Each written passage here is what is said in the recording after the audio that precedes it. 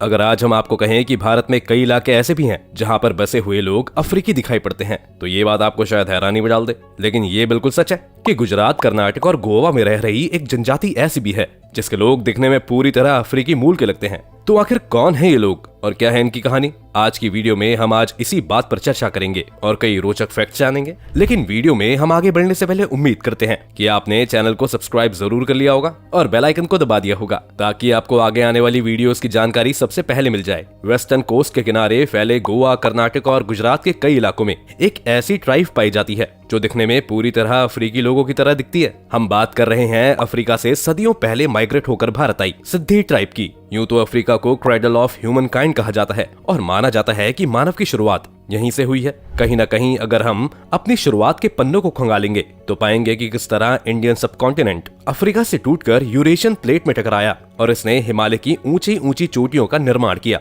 लेकिन सिद्धि ट्राइब का इतिहास खोजने के लिए शायद हमें इतने पीछे न जाना पड़े। ऐसी कई वजहें हैं जो भारत में सिद्धि लोगों के आने के तरीके और सही कारणों को बयान करती हैं। माना जाता है कि लगभग 628 ईस्वी में जब सिद्धि पहली बार भारत आए तो वो भारत के रास्ते भारत में दाखिल हुए और भारत के क्लाइमेट और पश्चिमी गुजरात के जंगलों को ही अपना बसेरा बना लिया। गुजरात का भरूच पोर्ट हमेशा से हमारे लिए व्यापार का मुख्य सेंटर रहा है। सदियों से ही भरूच के रास्ते अफ्रीका से व्यापारी भारत आते रहे हैं और अपने साथ स्लेव्स भी साथ लाते रहे हैं। कहा जाता है कि सिद्धि लोग इन्हीं किन्हीं तरहों से भारत में दाखिल हुए होंगे, लेकिन इतिहास में इसका कोई प्रमुख सबूत नहीं मिलता। स्लेवरी के दिनों में जब अलग अलग राजा और महाराजा दूसरे देशों को जीतकर उनके यहाँ से सामान लूट के लाते थे, उस समय पोर्चुगीज एम्पायर में कारीगरों को आवश्यकता के चलते अफ्रीका के दूसरे भागों से मजदूरों को लाया जाता था और माना जाता है कि सिद्धि समाज के लोग भी उसी समय भारत लाए गए थे। देखने में फिजिकली फिट, काला बदन और घुंघराले बालों वाले सिद्धि लोग फिजिकली तौर पर हर तरीके से कैपेबल हैं। जंगल की पूजा करना और नेचुरल रिसोर्सेज से अपना गुजर बसर करना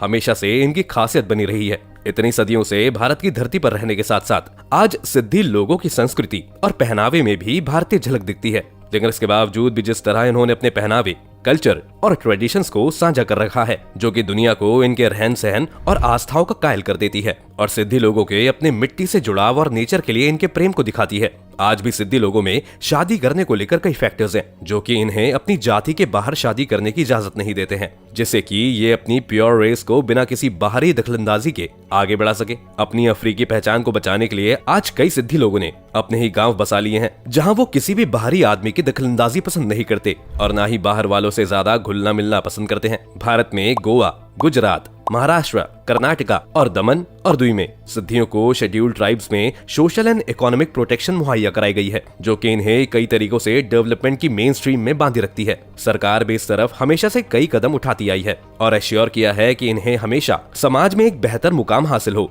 और अपनी एक अलग पहचान बनाने में हर मदद मिले। अपने कर्तव्य के लिए पूर्ण निष्ठा और जंगल में जीने की इनकी बेहतरीन टेक्निक के बदौलत सिद्धि लोग हमेशा से ही भारत में मुस्लिम एम्पायर्स के करीब रहे हैं। एक समय पर रजिया सुल्तान के खास रहे जमल उद्दीन यक्तू से लेकर मुर्शिदाबाद के पहले नवाब हसन अली मिर्जा और सिद्धि कमांडर होशू सिद्धि कुछ ऐसे नाम हैं जिनका इतिहास में कहीं ना कहीं जिक्र आ ही जाता है। जमालुद्दीन यक्तू के बारे में कहा जाता है कि रजिया सुल्तान के दिल्ली सल्तनत को सही तरीके से चलने के पीछे जमाल का बहुत बड़ा हाथ रहा है। वहीं दूसरी तरफ होशू सिद्धि जैसे आर्मी कमांडर्स का भी इतिहास में कई बार नाम आता है। समय समय पर सरकार ने भी सिद्धियों की वीरता और साहस को पहचान कर उनके लिए कई नेशनल और रीजनल प्रोग्राम कार्यक्रम चालू किए थे। इसी कड़ी में सबसे इम्पोर्टेंट है 1986 में भारतीय सरकार द्वारा पेश की गई स्पेशल एरिया गेम्स स्कीम, जिसके तहत सिद्धि ट्राइब के लोगों की फिजिकल एबिलिटी और उनके खान पान के तौर तरीकों को देखकर ये तय किया गया कि इनमें से सबसे बेहतरीन एथलीट्स की पहचान करके ओलंपिक और दूसरे ट्रैक एंड फील्ड इवेंट्स के लिए इनको तैयार किया जाएगा और बेहतरीन ट्रेनिंग प्रोवाइड कराई जाएगी। लेकिन बाद में अलग अलग स्पोर्ट्स फेडरेशन द्वारा उठाए गए सवालों के चलते स्कीम पर कुछ पॉपुलेशन ग्रुप्स को अलग फायदे दिए जाने के इल्जाम लगाए गए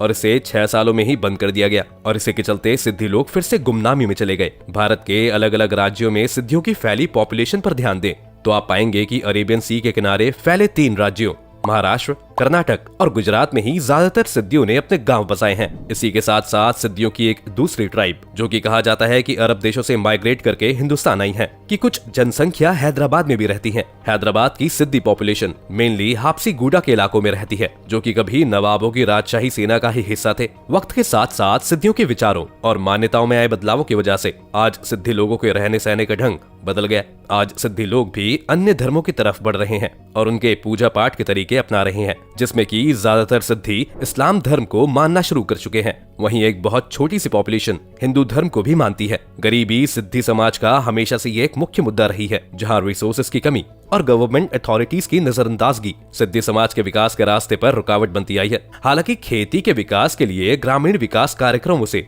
कुछ सिद्धियों को लाभ हुआ है, वहीं दूसरी तरफ जलाने की लकड़ी और गोबर के उपले भी इनका मुख्य ईंधन है। नेचुरल रिसोर्सेज की बचत और नेचर के प्रति सिद्धियों का रवैया हमेशा से ही सराहनीय रहा है। लेकिन सिद्धि पॉपुलेशन का एक बड़ा वर्ग अभी भी साहूकारों पर निर्भर है। सिद्धि कम्युनिटी की वर्तमान कंडीशन अभी भी ज्यादा बेहतर नहीं है और उनमें से ज्यादातर लोग अभी देश की इकोनॉमिक डेवलपमेंट से दूर हैं। वहीं दूसरी तरफ अगर इनके पहनावे की बात करें तो महिलाएं और पुरुष दोनों ही अब लोकल इंडियन क्लोथ्स पहनने लगे हैं। सिद्धि औरतें मुख्य तौर पर अपने इलाके के सामान्य कपड़े पहनती हैं, जो कि बिंदी के साथ रंगीन साड़ियां या फिर धार्मिक तौर पर बताया गया उनका पहनावा है। वहीं आदमियों ने भी अब ऊपर उठकर नए तौर तरीकों के साथ साथ अलग अलग प्रकार के कपड़े पहनना चालू कर दिया है, जो कि ये साफ साफ दर्शाता है कि किस तरह के सिद्धि लोग अपने और अपनी कम्युनिटी की डेवलपमेंट को प्रायोरिटी मानकर आगे काम कर रहे हैं। जीवन के और दूसरे तौर तरीकों की तरह सिद्धि लोगों ने भी दूसरे लोगों की तरह समान खान पान को अपनाया है। सिद्धि लोग खुद के लिए अनाज उगाते हैं और शिकार करते हैं। वहीं मछली पालन,